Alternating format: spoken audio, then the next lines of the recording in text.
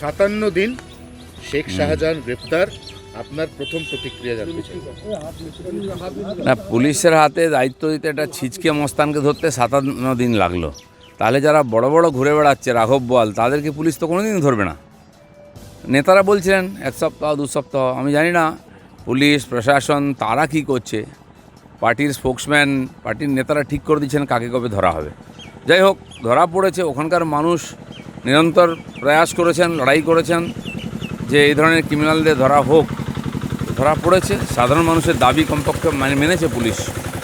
শুভেন্দু অধিকারী কালকে সকাল 9:40 টুইট করে বলেছিলেন যে আগের দিন রাত 12টা থেকে শেখ শাহজাহান পুলিশের কাছে ভিআইপি ট্রিটমেন্টে আছে।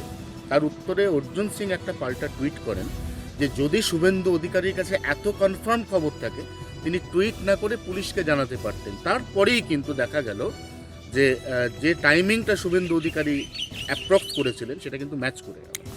না, শুভেন্দুদা তো বলে দিয়েছেন খবর ছিল, কিন্তু এটা সবাই জানে। আর এই চাপের জন্য হয়তো পুলিশ বাধ্য হয়েছে তাকে অ্যারেস্ট করতে।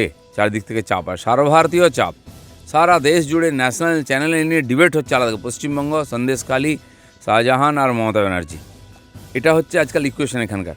সেই জন্য সবাই জানতাম আমরা ওখানেই আছে, পুলিশ ইচ্ছা করে ধরছে না, কোর্টের কানমূলা খেয়ে এখন বাধ্য হয়েছে ধরতে।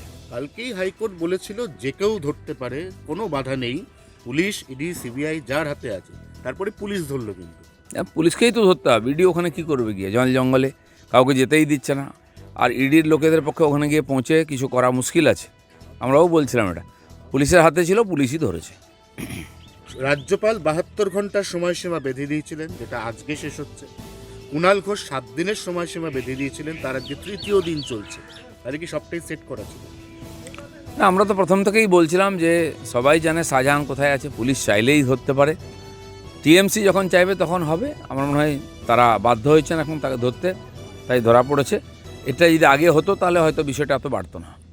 শেষ প্রশ্ন, এবার কি তাহলে সন্দেশখালী শান্ত হবে? সেটা তো ওখানকার লোকেরা ঠিক করবেন।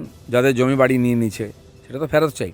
যাদের কাছ থেকে টাকা নিয়ে নিচ্ছে, যাদের 100 দিনের কাজের টাকা নিয়ে নিচ্ছে, বাড়ির টাকা নিচ্ছে, শৌচালয়ের টাকা নিয়েছে, বছরের বছর লুট হয়েছে, ভেড়ি লুট হয়েছে, তো সেগুলো তো মানুষ ফেরত চাইবেই, কারণ মানুষ তার জন্য সাফার করেছে। আমাদের 4 জন কর্মী ওখানে খুন হয়েছে, তার এফআইআর পর্যন্ত নেয়নি, আমরা শাহজাহানের নামে কেস করেছিলাম।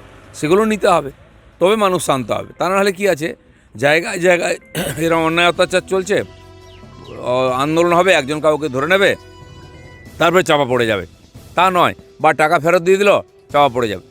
তো হাজার হাজার কোটি টাকা লুট হয়েছে, টাকা ফেরত দিয়ে যদি বেঁচে যায় তাহলে অপরাধীরা তো কোনোদিন বন্ধ করবে না, আরও অপরাধ বাড়তেই থাকবে। অপরাধীদের সাজাও দিতে হবে। আপনি হ্যাপি? হ্যাপি না, এটা প্রসেস শুরু হলো, এরকম বহু নাম আসবে।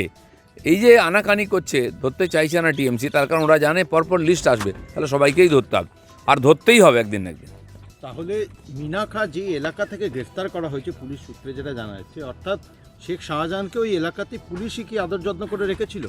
দেখুন, বাকিদের জন্য ওখানে যাওয়া আসা বন্ধ, কিন্তু সন্দেশখালী থেকে মিনা খাতে কী করে এলো শাহজাহান? তো পুলিশের সমস্ত জানা ছিল, আর পুলিশ না জানলে আসতেও পারে না, পুলিশ ধরতেও পারে না।